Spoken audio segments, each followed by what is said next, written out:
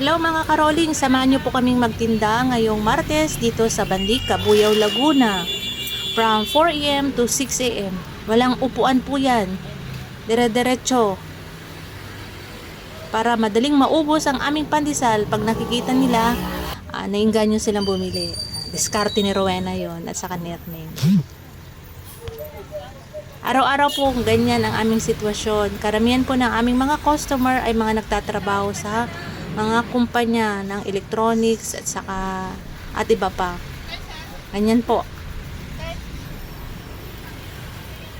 Ang pinakamabenta po dito sa amin ay from 4:45 kasi ang mga shuttle nila ay mga aalis ng mga alas 5, din ang mga pasok ata nila ay mga alas 6.